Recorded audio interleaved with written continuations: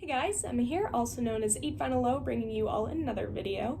This is going to be a response video to my buddy Peter over at Sounds from the West Coast.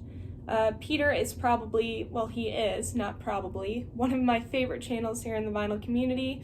I'm very happy to call Peter one of my friends, and just an overall extremely knowledgeable individual, not only about music, but especially in the realms that he kind of is drawn towards, like krautrock and progressive rock. So if that's your jam too, go check Peter out. Just so knowledgeable about those genres and just music in general. So definitely one of my favorite channels. Go check him out. Link down below. Absolutely love you. Love you, Peter. So Peter did a contest for his 200 subs, probably about a couple weeks ago, maybe a month ago. And because of life and because of my busy schedule, I didn't have time to sit down and film a response. And it's been eating at me because I am such a strong supporter of Peter and his channel, and he's one of my close friends here in the vinyl community, and contests are usually run to show support for that channel. So I wanted to hop on and make a response video to that contest, even though the contest has ended, which I don't care about throwing my hat in for a prize, or, you know, contests in my opinion are to show support. So this is what I'm doing today. Plus, I absolutely love the topic of this video. And so here we go. So Peter, it's called Laying the Foundations, and what he wanted us to do is to share 9 albums, bands, artists that in some way, shape, or form influenced our music taste and taste in music. And if you know me and my channel, my taste is all over the place. 2 weeks ago I posted a video about Peter Green's Fleetwood Mac and talk about how much I love British blues, and the next week I'm talking about Green Day and Insomniac and blasting Fugazi on my Audio-Technica LP 120. So my taste is all over, and especially in this video you'll get to see kind of why. So here's a response. Peter, this is for you and for anybody else that's interested in my kind of origin story into music. I'm going to try to keep each round short since there are 9 albums to get through and bands and stories.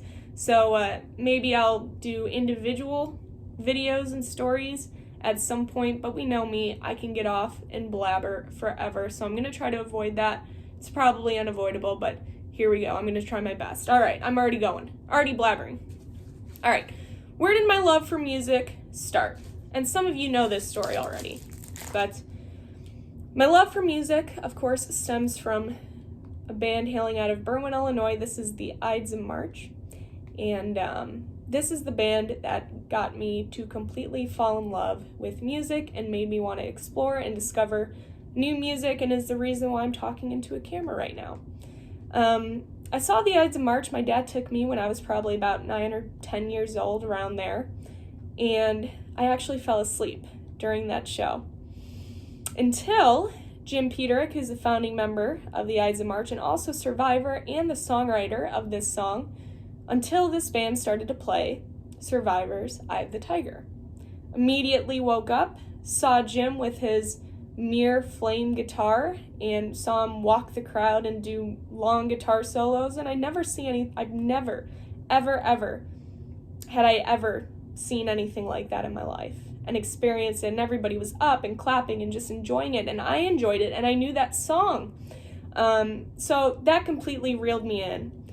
And probably for like 4 or 5 consecutive summers, over and over and over again, my dad and I would go see them everywhere and anywhere. And it got to a point where the band kind of knew us a little bit, and they were so kind and so welcoming, and like welcomed me into the band and let me play tambourine and offered to let me play trumpet. I played trumpet in grade school because of the Ides of March and their horn section. Very notable horn section. So I'll leave the story there. Eventually, maybe I'll do a whole story about my kind of exploration with the Ides of March, but this was the band that just made me fall in love with music. This is where it started. All right, the next thing, Bruce Springsteen's greatest hits. On top of falling in love with music through the Ides of March, Bruce Springsteen's Greatest Hits. This was the one CD. I don't know why. Still to this day, I should ask. But this was the one CD, really, that my dad ever had in his car. So everywhere we went, every trip, going to see the Ides of March, whatever it was, this was in there. And this album in particular, and the CD, and the inserts into the CD with the lyrics, that's the first time where I really started to explore lyrics. Ides of March, it was about the camaraderie and going to festivals and seeing them and the friendships and making me feel welcomed. And I enjoyed the songs, obviously, but it was more so that kind of camaraderie feeling. This is when I started to kind of sit down and read through the lyrics. And I remember reading through Born in the USA and stuff like that. I never understood what that meant at 10, 11, those lyrics, but I was just interested in them, and I remember asking questions about them, and so we used to listen to this all the time, and I love Springsteen because of that. So this is where I really started to get into lyrics, I would say. Kind of digging more into lyrics, maybe when I was around 13, 14 years old, I went through a Billy Joel phase. And I'm showing the Nylon Curtain because this has to be probably one of my favorite Billy Joel albums. If you're interested, maybe I'll do a Billy Joel ranking. I know Mazzy will love that. But Nylon Curtain, or Billy Joel I should say, I went through a Billy Joel phase probably for a couple of years. Like I said, probably 13, 14, maybe even 15 years old. And that's when I fell in love with songwriting. Love him or hate him, you have to admit, Billy Joel is an incredible songwriter. And if you don't admit that, then you're wrong. An amazing songwriter, in my top 3 favorite songwriters of all time, one of my favorites, most definitely. This is when I got into songwriting and the process of writing songs and why he would write a song and why he would say what he said, and the lyrics and the topics he would come up with. I mean, all over the place. I think immediately just talking about this, Captain Jack. Such a unique song. What a process. Scandinavian Skies on here. This album definitely has Beatle influence, and hearing his kind of take in interviews, and I was exploring on YouTube, watching interviews, and him talking about, oh, the Beatles inspired this, or so talking about influence and inspiration. This is where I started to understand, oh, artists got inspiration from this, or influence from this. So this is when I really started to understand just the songwriting aspect, and more kind of musical arrangements and things like why something sounded the way it did, and why people would write about what they wanted to write about, or how that process kind of worked. So this is where it started, kind of for me in terms of exploring that realm of music.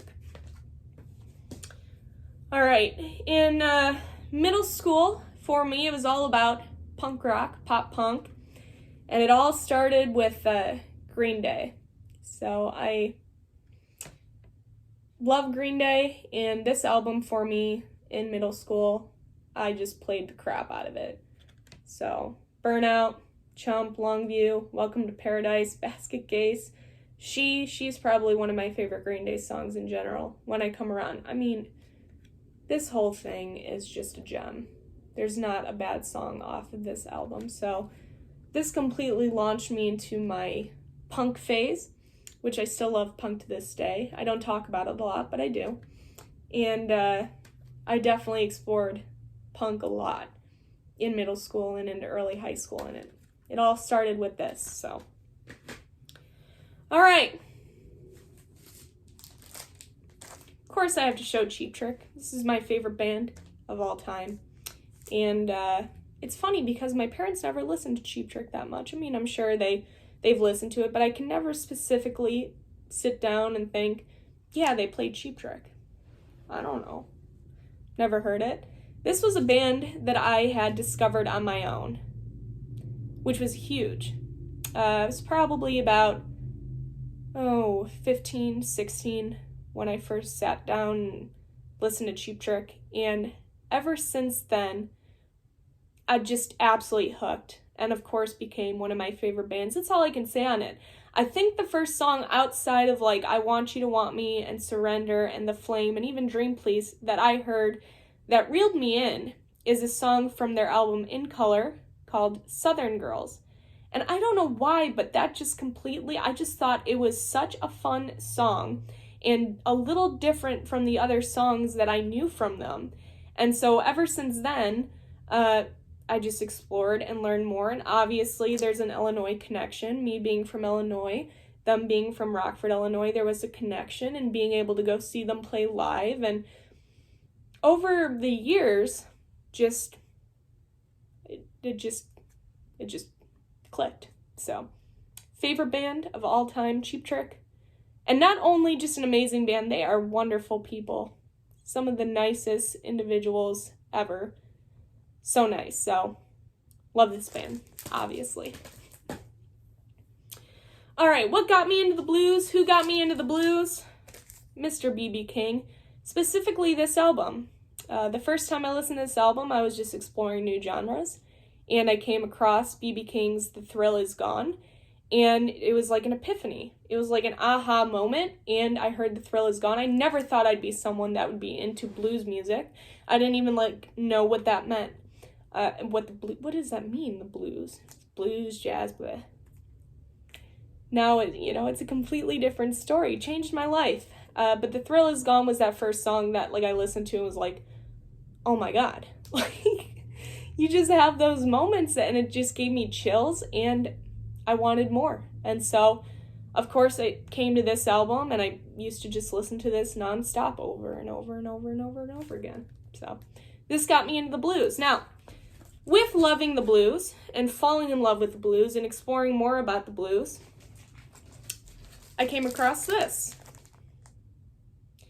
I'm not even going to talk a lot about this because eventually I want to do British blues type videos and talk about how I got into it and my favorite albums and primers for people that want to get into British blues. But when I came across this album, probably came across it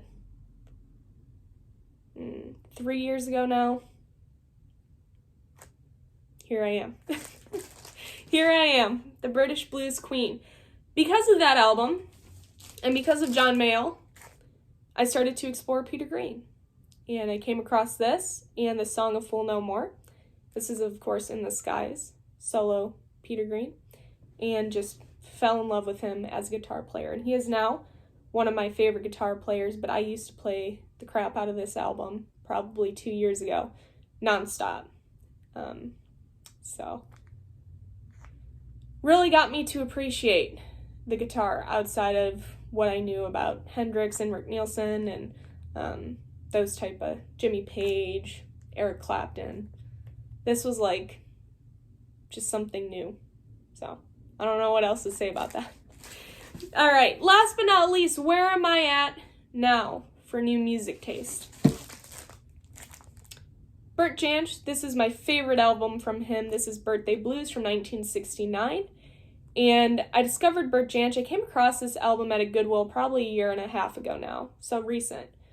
And I didn't know anything about him, but it was a cute cover. It had a dog on it. It looked kind of cool. I kind of looked it up. I didn't really understand.